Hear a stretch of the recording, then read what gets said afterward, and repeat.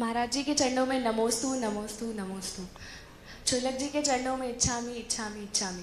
महाराज जी, मेरा प्रश्न यह है कि लोग कहते हैं कि भाग्य से ही सब मिलता है या भाग्य का ही मिलता है, भाग्य से ज़्यादा कुछ नहीं मिलता है, तो फिर हमें पुरुषार्थ करने की तो ज़रूरत ही नहीं है अगर हमें भाग्य के भरोसे ही बैठे रहेंगे तो। महाराज जी इसका देखिए, एक बात ध्यान रखना, कभी भी कोई बात कही जाती है तो वो नए योग से कही जाती है, सर्वथा नहीं होती।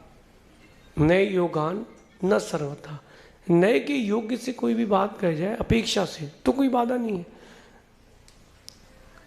मंत्री और राजा बैठे थे और राजा ने मंत्री से पूछा कि मंत्री जी बताइए, बुद्धि बड़ी होती है कि भाग्य?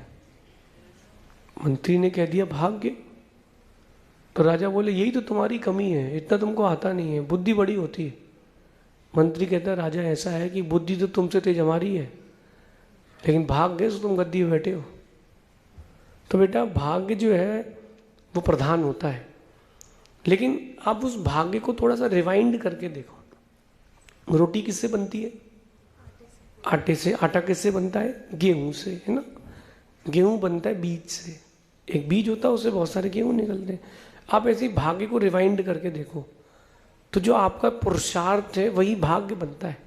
पुरुषार्थ होता है कारण और भाग्य होता है कार्य। जो अपन आज पुरुषार्थ कर रहे हैं कल का भाग्य बनेगा। जो हम पिछले समय में कर चुके हैं पुरुषार्थ वो आज का भाग्य बन रहा है।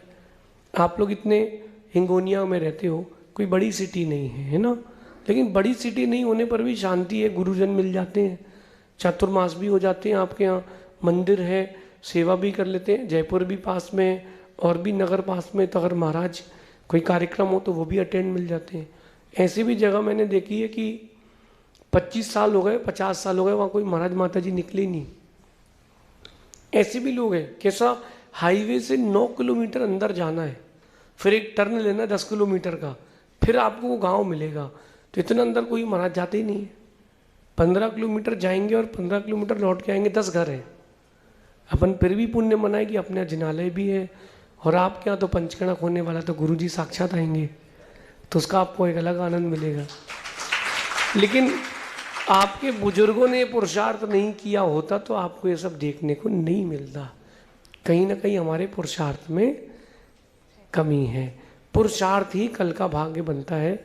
मेरे से भी प्रवचन करते नहीं बनते थे, लेकिन मैंने पुरुषार्थ किया, पुरुषार्थ करते करते यहाँ तक पहुँचा हूँ। लोग अब मुझसे कहते हैं कि आपका भाग्य बहुत तेज है।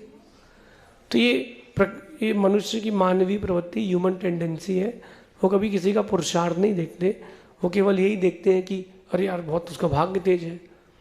बड़े बड़े क्रिकेटर्स हैं जो करोड़ों रुपए, उनको एक ही ऐड की करोड़ों रुपए मिल रहे हैं। जब उसने मेहनत की वो किसी ने नहीं देखा।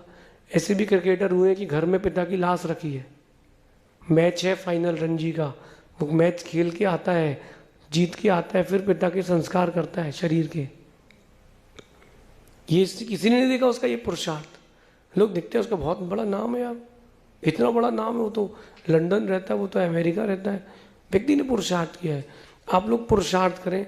भाग्य में क्या लिखा हम जानते नहीं हैं, लेकिन पुरुषार्थ करेंगे तो भाग्य जरूर प्रबल होगा। और मेरा मानना है कि किस्मत जो है वो मेहनत की दासी है। किस्मत रूठ जाए तो रूठ जाए, लेकिन मेहनत नहीं छूटना चाहिए। मेहनत तुमने कर ली है तो भाग्य चल के तुम्हारे पास जरूर आएगा।